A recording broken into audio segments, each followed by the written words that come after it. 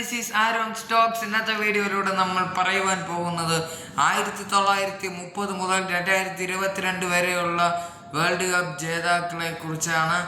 ആരൊക്കെ ജയിച്ചു, ആരൊക്കെ തോറ്റു എന്നുള്ളതാണ് നമ്മൾ പറയാൻ പോകുന്നത്. അപ്പോൾ നമുക്ക് നേരെ വീഡിയോയിലേക്ക് പോവാം. 1930 ഫിഫ ലോകകപ്പ് ആരംഭിക്കുന്നത്. ആദ്യ കിരീടം ചൂടിയത് ഉറുഗ്വയ് എന്ന ലാറ്റിൻ അമേരിക്കൻ രാജ്യമായിരുന്നു. ഫൈനലിൽ ഉറുഗ്വയും മറ്റൊരു ലാറ്റിൻ അമേരിക്കൻ രാജ്യമായ അർജന്റീനയുമായിരുന്നു ഏറ്റുമുട്ടിയത്. 4-2 എന്ന സ്കോറിനാണ് ഉറുഗ്വയ് അർജന്റീനയെ പരാജയപ്പെടുത്തിയത്. 1934 ഇറ്റലിയും ചെക്കോസ്ലോവാക്യയും തമ്മിലായിരുന്നു മത്സരം. 2-1 എന്ന സ്കോറിലാണ് ഇറ്റലി ചെക്കോസ്ലോവാക്യനെ പരാജയപ്പെടുത്തിയത്. 1938 ലോകകപ്പിൽ ഇറ്റലി ചരിത്രമാവർത്തിച്ചു. ഇറ്റലി തുടർച്ചയായ രണ്ടാം കിരീടവും നേടി.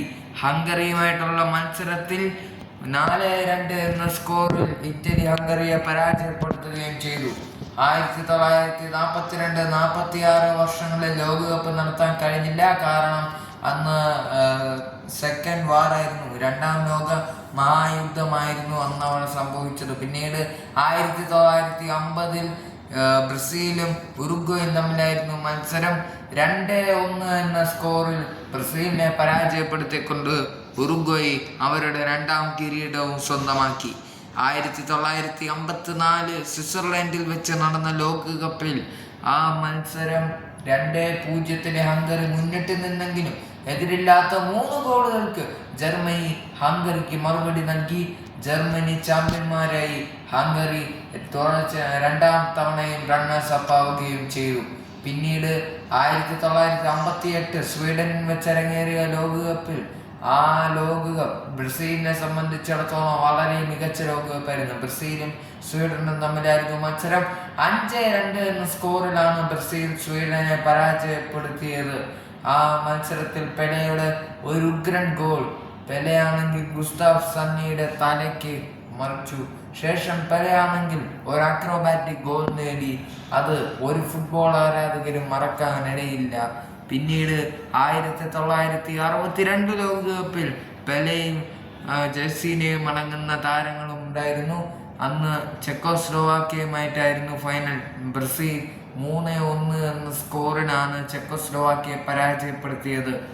1966 ലോകകപ്പ് ഇംഗ്ലണ്ടിൽ വെച്ചരങ്ങേറിയ ലോകകപ്പിൽ ഇംഗ്ലണ്ട് ജർമ്മനിയെ 4-2 എന്ന സ്കോറിൽ പരാജയപ്പെടുത്തി. ഇംഗ്ലണ്ട് തങ്ങളുടെ ആദ്യ ലോകകപ്പും സ്വന്തമാക്കുകയും ചെയ്തു. പിന്നീട് ഇംഗ്ലണ്ടിന്റെ ഒരു ചരിത്രമായിരുന്നു. അന്ന് ആദ്യത്തെ ലോകകപ്പായിരുന്നു ഇംഗ്ലണ്ട് സ്വന്തമാക്കിയത്, അതും തങ്ങളുടെ സ്വന്തം തട്ടകത്തിൽ. പിന്നീട് 1970 മെക്സിക്കോ ലോകകപ്പിൽ ബ്രസീൽ ചരിത്രം ആവർത്തിച്ചു. 4ാമത്തെ കിരീടവും ബ്രസീൽ നേടി. 4-1 എന്ന സ്കോർ ബോർഡിൽ ഇറ്റലിയെ പരാജയപ്പെടുത്തിക്കൊണ്ടായിരുന്നു ബ്രസീൽ ചരിത്രം ആവർത്തിച്ചത്. പെലെയുടെ മനോഹരമായ ഹെഡർ ഒരു ആരാധകരും മറക്കില്ല. പിന്നീട് 1974 ലോകകപ്പിൽ ജർമ്മനി നെതർലാൻഡ്സുമായിട്ട് നേരിട്ടപ്പോൾ 2-1 എന്ന സ്കോറിൽ ജർമ്മനി നെതർലാൻഡ്സിനെ പരാജയപ്പെടുത്തി. ബെക്കൻബൗറും ഗെർഡ് മുള്ളറുമെല്ലാം അതിൻ്റെ ഉദാഹരണങ്ങളാണ്. പിന്നീട് 1978 നടന്ന അർജന്റീനയെ വെച്ചരങ്ങേറിയ ലോകകപ്പിൽ അർജന്റീനയും നെതർലാൻഡ്സും ഏറ്റുമുട്ടി. 3-1 എന്ന സ്കോറിനാണ് അർജന്റീന നെതർലാൻഡ്സിനെ പരാജയപ്പെടുത്തിയത്. മറിയോ കെമ്പസ് ആയിരുന്നു അന്ന് അർജന്റീനയ്ക്ക് വേണ്ടി ഗോൾഡൻ ബൂട്ട് നേടിക്കൊടുത്തത്. പിന്നീട് 1982 ലോകകപ്പിൽ ഇറ്റലി ജർമ്മനിയെ പരാജയപ്പെടുത്തിക്കൊണ്ട് ലോക കിരീടം നേടി. പിന്നീട് 1986 ലോകകപ്പ് അർജന്റീനിയൻ ആരാധകരെ സംബന്ധിച്ചിടത്തോളം വളരെ മികച്ച ലോകകപ്പായിരുന്നു. ഡിയാഗോ മറഡോണ അവതരിച്ച ലോകകപ്പ്. മറഡോണയുടെ ചിറകിലേന്തിക്കൊണ്ട് അർജന്റീന വലിയ തരത്തിലുള്ള പ്രതീക്ഷകളായിരുന്നു അന്നുണ്ടായിരുന്നത്. അന്ന് വലിയൊരു ചരിത്രമായിരുന്നു അർജന്റീന ഫുട്ബോളിൽ പിറന്നത്. 1986 അർജന്റീനയും ജർമ്മനിയും തമ്മിലായിരുന്നു ഫൈനൽ. 3-2 എന്ന സ്കോറിൽ അർജന്റീന ജർമ്മനിയെ പരാജയപ്പെടുത്തി. 1990 അർജന്റീന ജർമ്മനി വീണ്ടും ഫൈനലിലെത്തി എന്നുള്ളതാണ് യാഥാർത്ഥ്യം. 1-0 എന്ന സ്കോറിൽ അർജന്റീനയെ പരാജയപ്പെടുത്തുന്നു. ജർമ്മനി ലോക ചാമ്പ്യന്മാരാകുന്നു. പിന്നീട് 1994 ലോകകപ്പിൽ ബ്രസീൽ ഇറ്റലിയും തമ്മിൽ ഫൈനൽ കളിച്ചു. 0-0 സമനിലയായെങ്കിലും മത്സരം എക്സ്ട്രാ ടൈമിലേക്കും പെനാൽറ്റി ഷൂട്ടൗട്ടിലേക്കും പോയി. പെനാൽറ്റിയിൽ ബ്രസീലിനെ ഭാഗ്യം തുണച്ചു. 3-2 എന്ന സ്കോറിനാണ് ഇറ്റലിയെ പരാജയപ്പെടുത്തിയത്. റോബർട്ടോ ബാജോയുടെ ആ പെനാൽറ്റി മിസ് ഒരു ഫുട്ബോൾ ആരാധകരും മറക്കില്ല.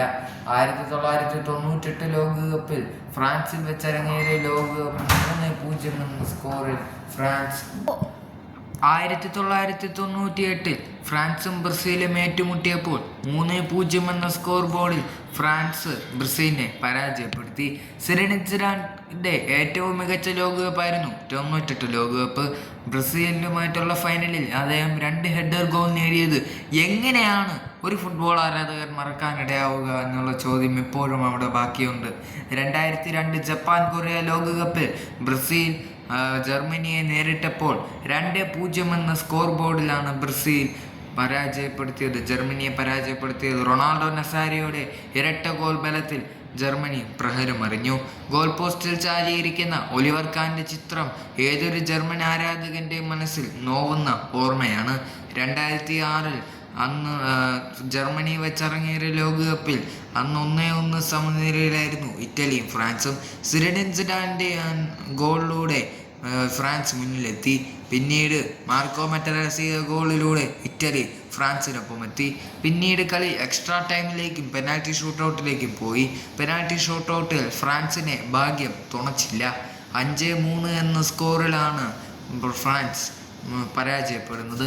സിനഡിൻ സിഡാന്റെ ഹെഡ്ബട്ടും അദ്ദേഹം റെഡ് കാർഡ് വാങ്ങി പുറത്തു പോകുന്ന ആ ഒരു ദൃശ്യം എങ്ങനെയാണ് ഒരു ഫുട്ബോൾ ആരാധകൻ മറക്കാനിടയാവുക?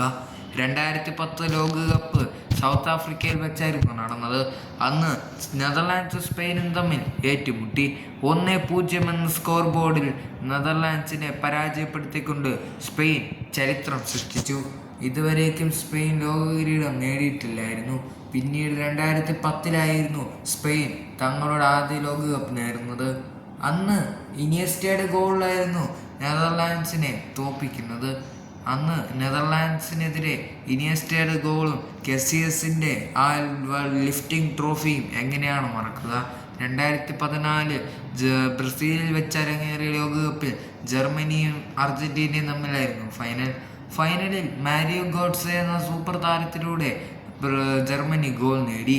മാരിയോ ഗോഡ്സെയുടെ ചെസ്റ്റ് ട്രാപ്പിങ്ങിലൂടെയായിരുന്നു ആ ഗോൾ വന്നത്.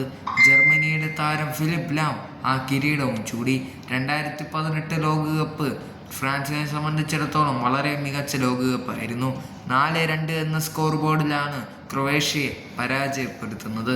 2022 ഖത്തർ ലോകകപ്പിൽ അർജന്റീനയും ഫ്രാൻസും തമ്മിലായിരുന്നു ഏറ്റുമുട്ടൽ. അർജന്റീനയും ഫ്രാൻസും 3-3 സമനിലയിലായെങ്കിലും പെനാൽറ്റി ഷൂട്ടൗട്ടിലേക്കും എക്സ്ട്രാ ടൈമിലേക്കും പോയി. പെനാൽറ്റി ഷൂട്ടൗട്ടിൽ ഇത്തവണ അർജന്റീനയെ ഭാഗ്യം തുണച്ചു. 4-2 എന്ന സ്കോർ ബോർഡിൽ അർജന്റീന ഫ്രാൻസിനെ പരാജയപ്പെടുത്തുകയും ചെയ്തു. കഴിഞ്ഞ 36 വർഷങ്ങൾക്ക് കിട്ടാത്ത പോയ ലോകകപ്പ് അർജന്റീനയെ പിടിച്ചിരുന്നു.